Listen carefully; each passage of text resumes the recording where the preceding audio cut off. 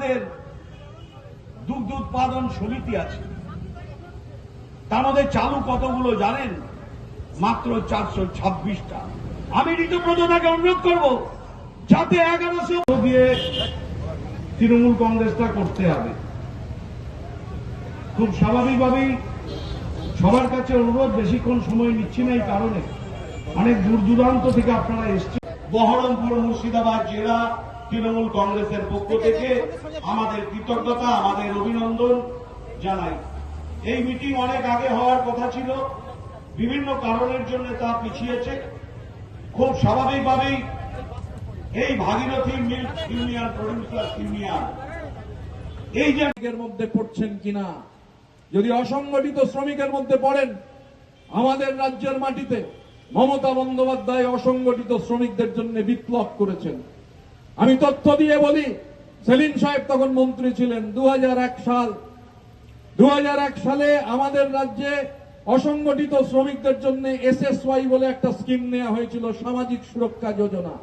স্কিমটা এরকম ছিল, এই যে ধরুন টায়ার দেখা যাচ্ছে, আমরা দেখতে পাচ্ছি ওখানে অনেক মানুষ বসে রয়েছেন, মিছিলে এসছেন, মিটিং এ এসেছেন, রোদ আছে, ওখানে গিয়ে বসেছেন।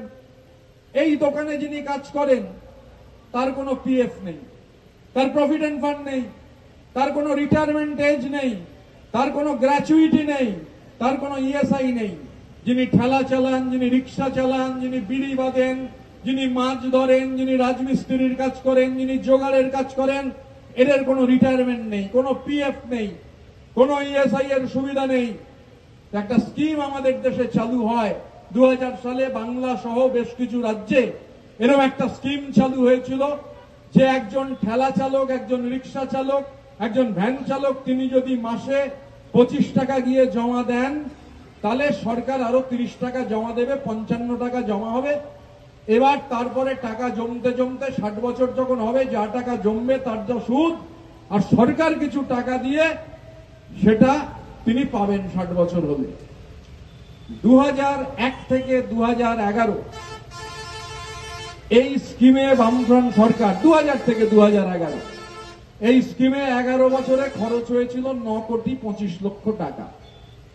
মমতা বন্দ্যোপাধ্যায় মুখ্যমন্ত্রী হয়ে এই স্কিমের যখন পর্যালোচনা করলেন, তিনি বললেন এই স্কিম মুখ থুবড়ে পড়তে বাধ্য।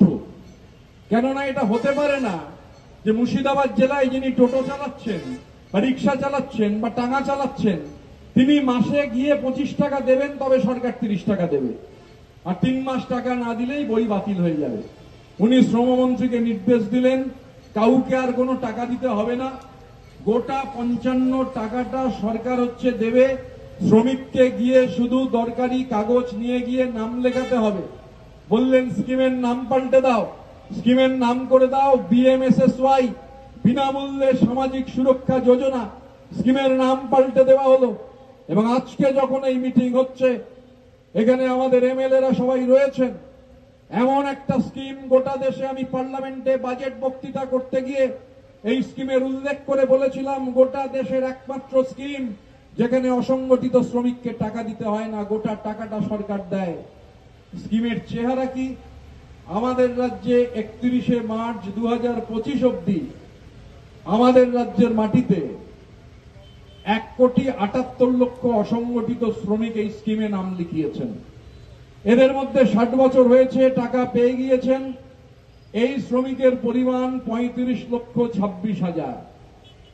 11 বছরে CPM দিয়েছিল 9,25,00,000, আর এই স্কিমে 1,78,00,000 লোক নাম লিখিয়েছেন। 35,26,000 কাছে টাকা পৌঁছেছে। টাকার পরিমাণ 2,700 কোটি টাকা প্রায়।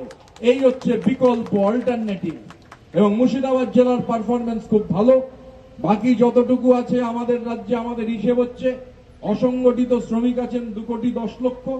এবং আমরা ফিরে গিয়ে আগামী 12 তারিখ, এই যে মুখ্যমন্ত্রী বুদ্ধ পূর্ণিমার শুভেচ্ছা জানিয়েছেন, 12 তারিখ বুদ্ধ পূর্ণিমা ছুটি আছে, 13 তারিখ আমি নিজেই খোঁজ নেব যে আমাদের এই সমবায়ের, এই ইউনিয়নের যারা চাষি আছেন, তারা এই অসংগঠিত স্কিমের আওতায় পড়বেন কিনা। তাহলে সঙ্গে সঙ্গে INTTUC-র পক্ষ থেকে ক্যাম্প করে অপূর্ব সরকারদের সাহায্য নিয়ে, রবিউল দাদের সাহায্য নিয়ে, নিয়ামত শেখদের সাহায্য নিয়ে, মোহাম্মদ আলীদের সাহায্য নিয়ে, নারুদাদের সাহায্য নিয়ে গোটা আইএনটিটিউসি এই ক্যাম্প করে সেই নামগুলো নথিভুক্ত করবে। নানান ধরনের স্কিম, ওই মুর্শিদাবাদ জেলার যে স্কিম যা হচ্ছে মাননীয় মুখ্যমন্ত্রী দিয়েছেন, এই স্কিম এত, এ পড়তে গেলেই খালি আধা ঘন্টা লাগবে, এত স্কিম রয়েছে। আমি তার মধ্যে যাব না, আমি অন্য কথা বলবো। কেননা আমরা দেখতে পাচ্ছি এখন এই মুহূর্তে দাঁড়িয়ে এই যে বাংলার যে সাফল্য, এই বাংলার সাফল্য, সেই বাংলার সাফল্য এবং ডেভিড দা যে কথা বলেছেন এটা মাথায় রাখবেন। আমরা মমতা বন্দ্যোপাধ্যায়ের অনুপ্রেরণায় এবং অভিষেক বন্দ্যোপাধ্যায়ের নির্দেশে রাজ্যের সমস্ত অসংগঠিত ক্ষেত্রে ইউনিয়ন গঠন করেছি। এই পার্শ্ববর্তী জেলা নদিয়া, তাঁতিদের হাব, সারা বাংলা তৃণমূল তাঁত শ্রমিক ইউনিয়ন তৈরি হয়েছে, 20 লক্ষ মেম্বার। এখানে নির্মাণ কর্মী ইউনিয়ন পার্থপ্রতিম সরকার যার রাজ্যের সভাপতি তৈরি হয়েছে।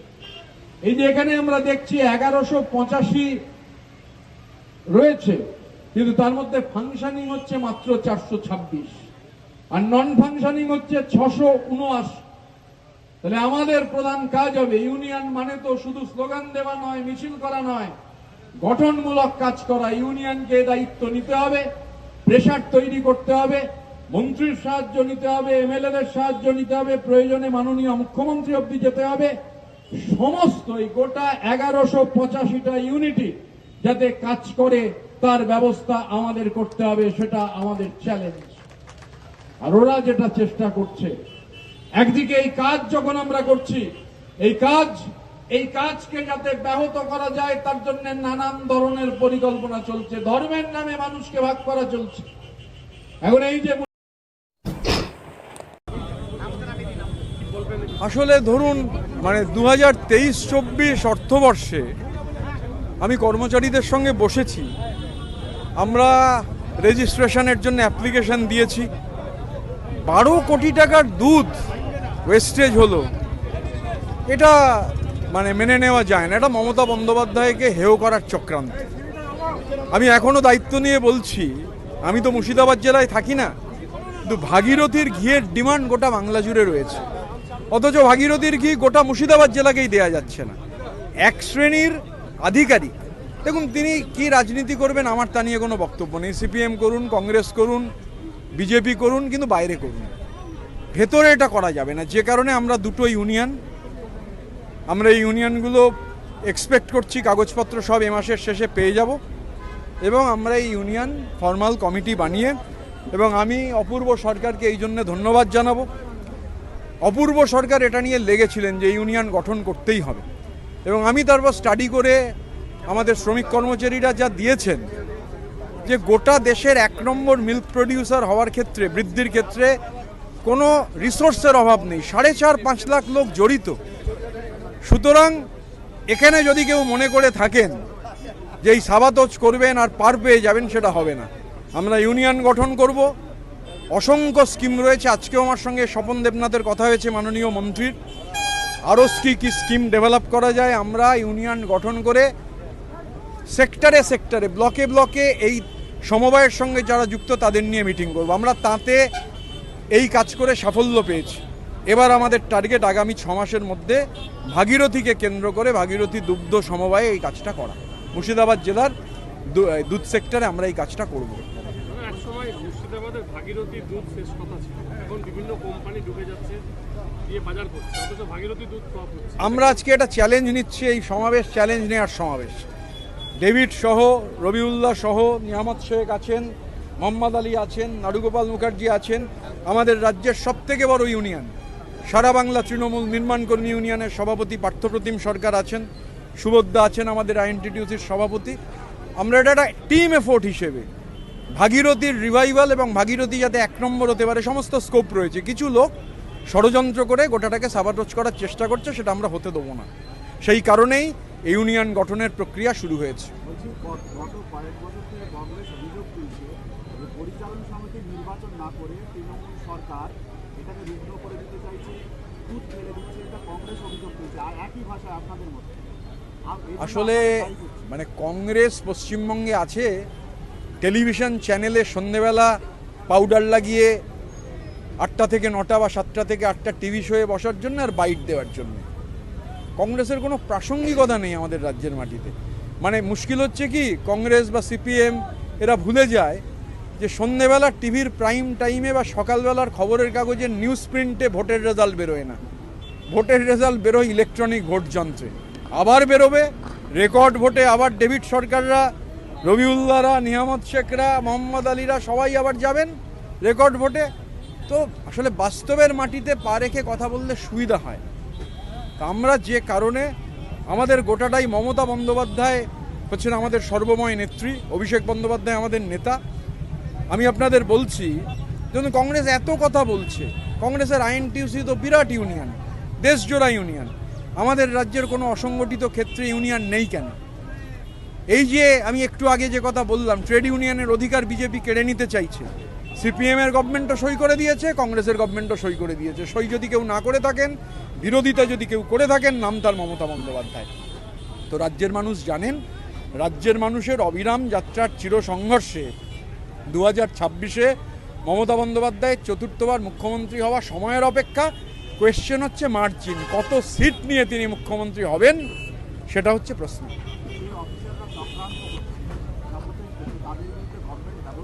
আমরা ইউনিয়নটা তো সেই জন্যই গঠন করছি। এই ইউনিয়ন গঠন করার পর আমরা ফর্মাল ডেপুটেশন দেবো। আমরা অ্যানিম্যাল হাজবেন্ডারির, আমি স্বপনদার সঙ্গে আজকেও কথা হয়েছে, স্বপনদা নিজে আসবেন যেদিন আমরা ইউনিয়ন হচ্ছে ঘোষণা করব পাবলিকলি, এবং আমরা মাননীয় মুখ্যমন্ত্রীকে সেই অফিসারদের নাম লিখে কমপ্লেন করব।